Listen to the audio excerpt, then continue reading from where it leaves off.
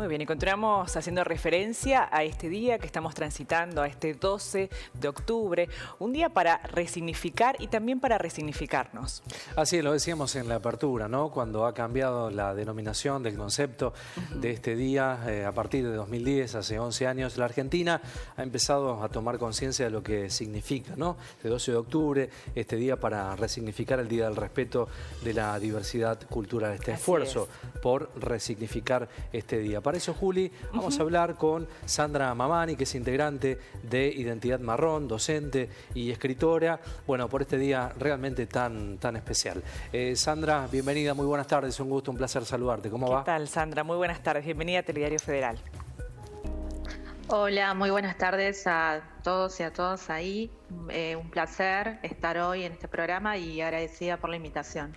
Muy bien, bueno, un día para deconstruirnos de alguna manera y para acceder a una construcción mucho más positiva, ¿no? En algún punto, que es necesaria socialmente. Sí, desde el colectivo Identidad Marrón, que está hace más de 6 años, venimos construyendo un espacio en la que resignificamos no solamente esta revisión histórica que es necesaria, que siempre decimos 529 años, y al día de ayer justamente el último grito de libertad, implica también repensar un poco acerca de la historia de nuestra identidad argentina, ¿no? Que creo que no es la misma que la que leímos o escuchamos en los libros, en los diarios y en otros medios, ¿no? Que tiene que ver un poco también con la idea de convivir en esta diversidad, habitar y reconocer que efectivamente somos de diferentes naciones, hijos e hijas, que descendemos de y tenemos estas raíces indígenas. Perdón. Así es, y en esta reconstrucción positiva realmente, bueno, todos somos protagonistas y responsables de alguna manera también, ¿no? Exactamente. Uno de los planteos que venimos realizando de diferentes acciones, culturales y educativas, tiene que ver un poco con reconocer esto que les venía comentando anteriormente de nuestra historia, y no solamente el reconocimiento, sino también empezar a hacer esa reparación que es necesaria, ¿no?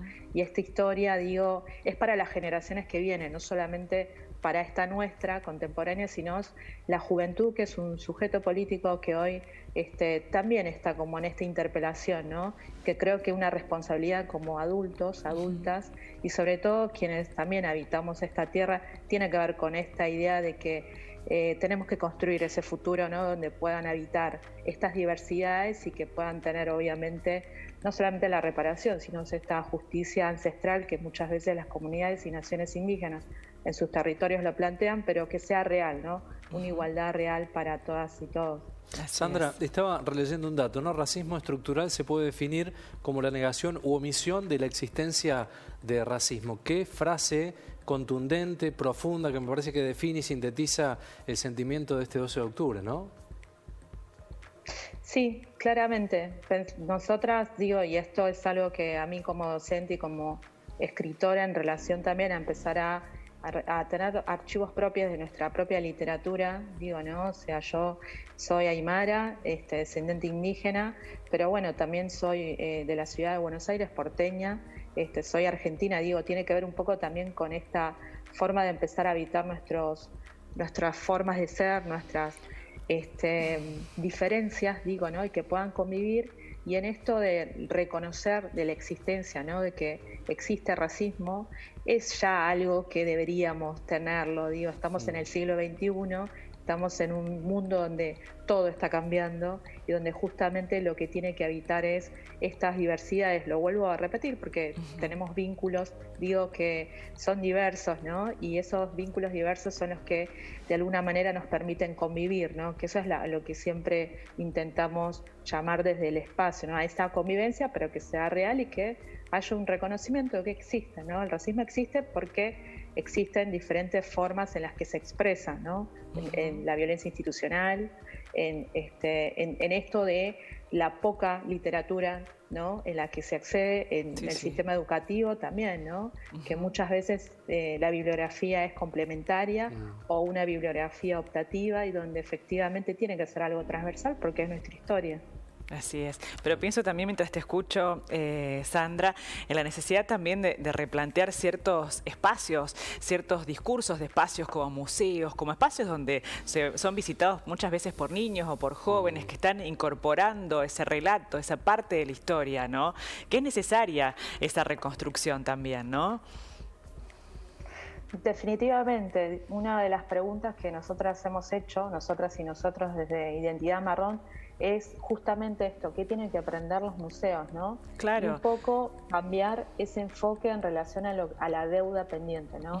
Todavía hoy quedan en los museos, en este territorio argentino, restos, ¿no? De aquellos caciques, donde ahí vos ves que hubo genocidio. Digo, cuando se habla de genocidio y de reparación tiene que ver también con esto que hubo en su momento en esta historia, y que eso es necesario de alguna manera empezar a reconocer. Claro, y pienso también no solamente en los museos, en muchos lugares, bueno, en espacios públicos, en monumentos, en espacios donde se veneran quizás a personajes de nuestra historia que... ¿no? Claro. Sí. Claramente, sí, y eso construye nuestro imaginario colectivo. Digo, tal cual. Cuando hablamos de racismo estructural tiene que ver justamente con que está en todo el sistema. Es una hermenéutica que justamente lo que hace es que todo aquello que se dijo que era que cierto color, que cierta raza, ¿no? Partiendo desde la idea de que las razas no existen. El racismo sí, pero sin lugar a dudas hay una idea, una concepción de que hay razas, de que esas razas tienen un valor, de que hay una raza blanca con más valor y las otras no blancas no tienen valor, ¿no? Y eso está en todo, en el monumento, en la historia, en los museos, a los lugares donde se habitan. Y en ese sentido nuestro planteo, nuestro planteo tiene que ver justamente con hacer esa deconstrucción en el sentido más íntimo y público, ¿no? Lo más íntimo tiene que ver justamente con que habitamos en un mundo muy diverso, con generaciones diversas, nuestros vínculos son diversos y que es necesario justamente esto de empezar a replantear y reconstruir nuestra identidad argentina. ¿Y sabes qué? La importancia de visibilizar también. Sí. Y lo que estábamos charlando justamente, ¿no? en la pausa, a veces, bueno, este racismo tan estructural y tan...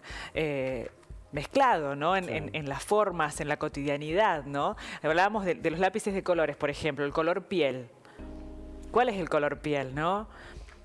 Tendría que estar todos los colores en el color piel, incluido, ¿o no? Bueno, justamente uno de los talleres que hemos realizado, que tiene que ver, no solamente para la niñez, sino también para nosotros, como adultos, tiene que ver en relación a cómo construimos ese imaginario y cómo creamos esos sentidos, esa pigmentocracia que a veces existe, claro, ¿no? Y sobre todo ese cromoactivismo ya me salía, ¿no? Pero que justamente tiene que ver con que se genera toda una construcción acerca del cuerpo humano, ¿no? Cuando lo que vos decías, color piel, lo que pintamos es un color que es color rosado, pomelo, y en general el naranja termina siendo como algo medianamente universal, pero lo marrón es lo negro, ¿no?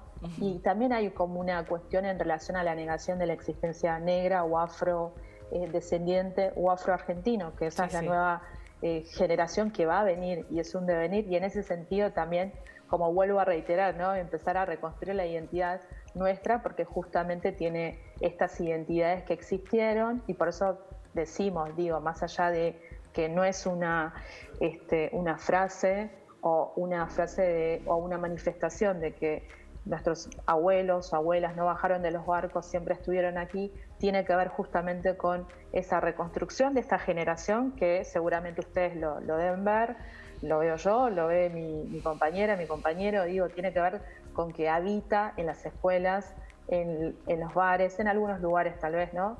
Pero en diferentes lugares donde es necesario, obviamente, empezar a ver, con los dos ojos, ¿no? Con esa memoria. Pasa, claro, Sandra, que son tantos años que ya esto, empezar a visibilizarlo es un tremendo esfuerzo, y ponerlo sobre la tabla de la discusión. Estamos en una etapa realmente interesante de esta desconstrucción que hablamos en el comienzo. Octubre Marrón, Sandra, tiene que ver con esto también, ¿no? Con poner sobre tablas la situación, resignificar conceptos. Octubre Marrón nace el año pasado con una actividad en el complejo histórico La Manzana de las Luces, y después este año, gratamente lo que pudimos hacer es como una conexión, empezar a hacer un trabajo en red desde Identidad Marrón con otros espacios culturales y con otros espacios institucionales, no solamente los museos como la Manzana de las Luces, la Cárcova, la Casa Ricardo Rojas, sino con otros países como Brasil, Perú, Ecuador y México, donde también ahí hay una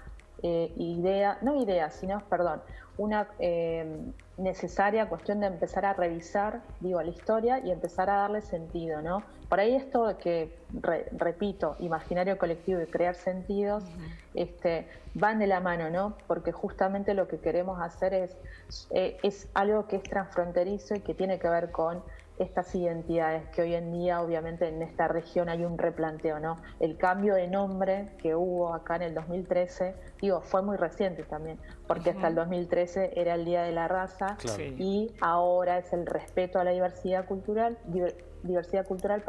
pero sin embargo es un proceso cultural también, claro, ¿no? Esto que ustedes decían, por mucho tiempo tuvimos una formación y que eso obviamente se ve a la hora de vincularnos y a la hora de leer y escribir, a la hora de habitar y demás, con una historia, ¿no? Y la historia que hoy, no solamente hoy, nosotras somos una propuesta, hay otros espacios, otras organizaciones y movimientos, pero en la propuesta que de alguna manera queremos poner es justamente empezar a hablar acerca de desde una transversalidad, desde un enfoque antirracista que tiene que ver con reconocer la existencia del racismo estructural y que en ese reconocimiento justamente haya una reparación, ¿no? Así es. Y que en esto son estos sentidos, ¿no? Que empezamos a ver, ¿no? Ver con otros ojos también los museos, la historia, ¿no? Y empezar a dudar de aquello que efectivamente leímos. Me estoy acordando ahora de Villique en Antiojito,